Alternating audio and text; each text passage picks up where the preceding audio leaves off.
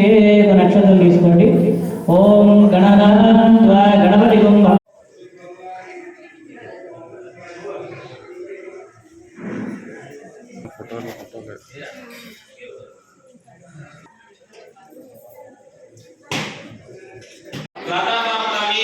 సూర్య జయంతిగా మనం భావిస్తూ ఉంటాము. ఆ సూర్య జయంతిగా భావించడమే మరి సూర్యనారాయణ కళ్యాణము. మరి శ్రీరామ నవమి రోజు స్వామివారు జయించాలని చెప్పారు కదా. అలాగే సూర్యనవమి రోజునే కదా, శ్రీరామ నవమి రోజునే కదా స్వామివారి శ్రీరామ నవమి రోజున శ్రీరామ కళ్యాణ మహోత్సవం జరుగుతుంది. రథసప్తమి కాబట్టి సూర్య జయంతి అని కూడా చెప్పడం సాగింది. కాబట్టి మరి ఆ సూర్యనారాయణ ఉత్తర దిశగా ప్రయాణం కొనసాగిస్తూ ఉంటారు. కాబట్టి ఆ రోజునే రథసప్తమి. సూర్యనారాయణ భగవానుడు నడిపిస్తున్నాడు కదా. మరి అతని గుర్రాల పేరేంటి అమ్మా? 7 ఉంటాయి కదా. మరి రథాలు నడిపిస్తున్నాడు మరి సూర్యుడు కదా. మరి ఆ సూర్యనారాయణ యొక్క గుర్రాల పేర్లేంటి? ఆ 7 గుర్రాలు ఉన్నాయి కదా. ఆ చక్రం ఆ 7 ఉన్నాయి కదా. అవి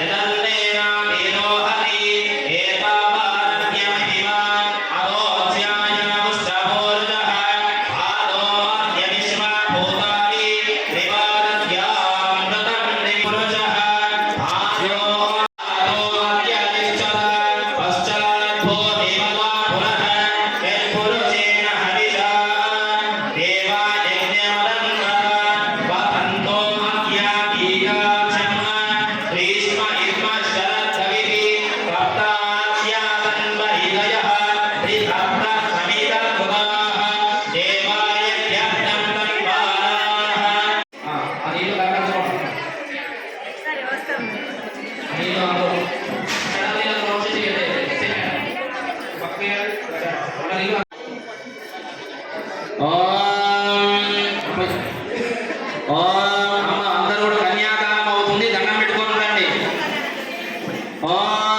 అత్య శ్రీమదాదినారాయణస్య మహాజలౌక మధ్యే పరిభ్రమాజమానానాం అనేక కోటి బ్రహ్మాండానాం ఇంద్రాగ్నియమనిరుతి వర్ణవాయుకుబేర ఈశాన్యదిక్కు దిక్పాలకానాం నవరత్న కిరీట కోటి మణిమయాభ్యుజాచల్యమానమౌలి మాలాభివందిత నారాజన పాదారవింద సందోహానాం త్రయత్రింశత్ కోటి దేవతానాం పరాశర ఆత్రేయ కశ్యప స్థావత్తం బోధాయ సత్యాషాఢ హిరణ్యకేశ గిరద కుంభోద్భవ కపిల జుగ పతంజలి యాజ్ఞవల్క్యాది ఋగ్వాదీనామునీనాం గర్భమందిర జుగనాదిక స్తోతిక మధ్యరంగ మహదాత్తాన గోపుర ప్రాకార భజనాలయ యాగశాలాఖ్యైక మండపానాం నృత్యరంగ కేతుస్తంభ నవయన ధరమేధ వశుమేధ అశ్వమేధాది మహా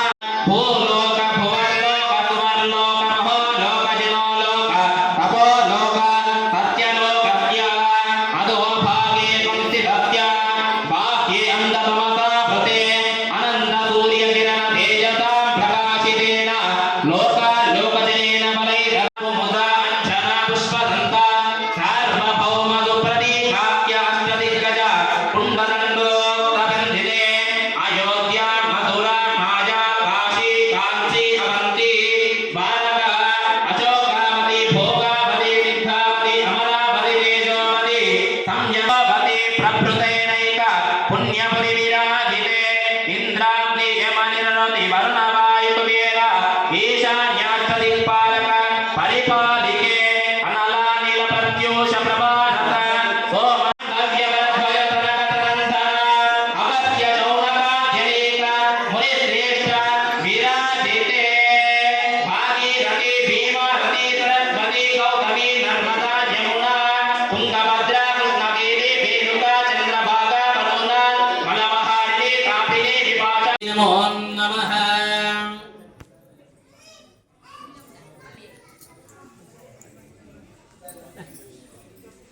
అప్పుడే